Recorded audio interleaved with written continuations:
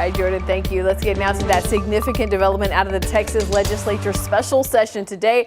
The proposed map of new congressional districts was filed in the House of Representatives today. So this is an overall look at the maps. We have them side by side for you here, the current map as well as the proposed map. So political observers note that the changes in this map are likely to turn 5 Democratic districts, including one in our area, to be Republican districts. And that is significant, of course, because that is what President Donald Trump said he wanted to see: 5 more Republican seats secured in Texas for the midterm. So let's look at our area. Let's zoom on in.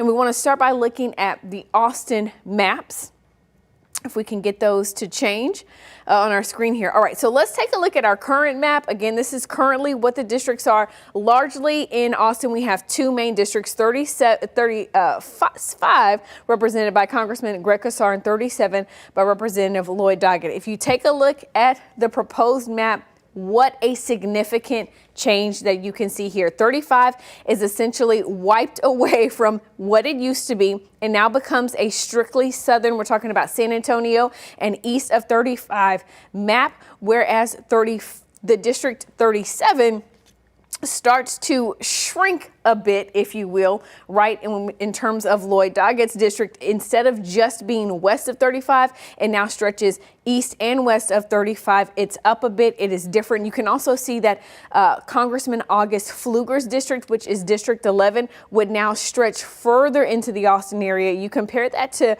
what it currently looks like, and his district has a hard stop, doesn't even come into Burnett County, let alone Travis County. That's a big significant difference here. You see that happens because some of Representative John Carter's District 31 changes. Also significant changes to District 17. That is represented by Congressman Pete Sessions. You can see here right now, his district goes into Williamson County. It still goes into Williamson County, but then also picks up more of that county on the further of the east side of the county there under the proposed map.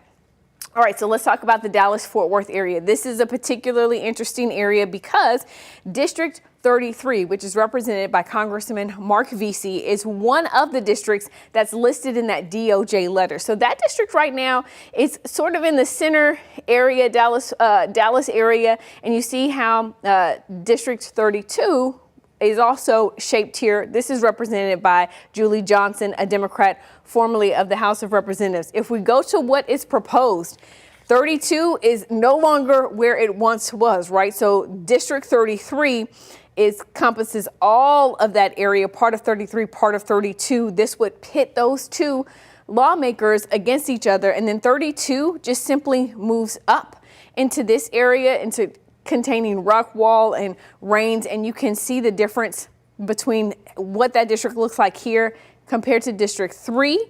And then if we go back to the other map, you can see how it takes up part of District 4, District 3.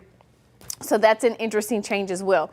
Another significant change where 2 seats political observers say could be picked up is in the Rio Grande Valley. So if we start to take a look down at those maps, the 2 districts that I want you to pay attention to here are 28 and 34. So 28 is represented by Henry Cuellar right now. 34 is represented by Vicente Gonzalez. And you can really see 15 is what divides them. So you have blue, red, blue.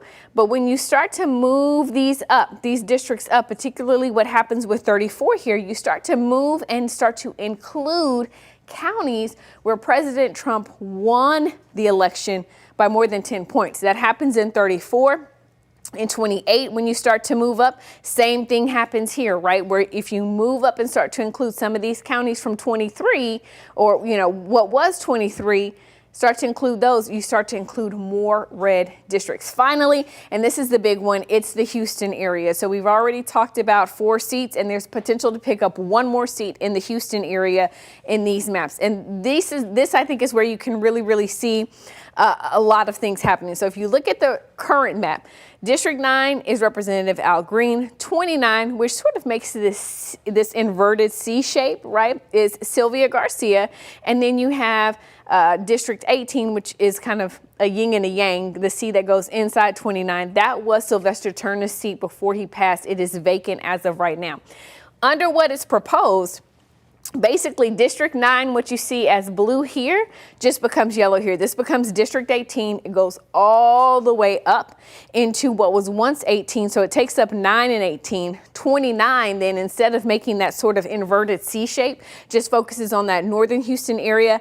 And 9 comes over. It's essentially a new district. And the thing about this right now, if you look at the current map of the Houston area, 9, 29, 18, and 7 are blue dots surrounded by red. So once you start messing with these districts and start putting some of the red in, that is why they believe they could change the District 9 seat and turn that seat red. And that would be the 5 seat. So obviously this proposed map getting a lot of feedback, a lot of Democrats unhappy about it.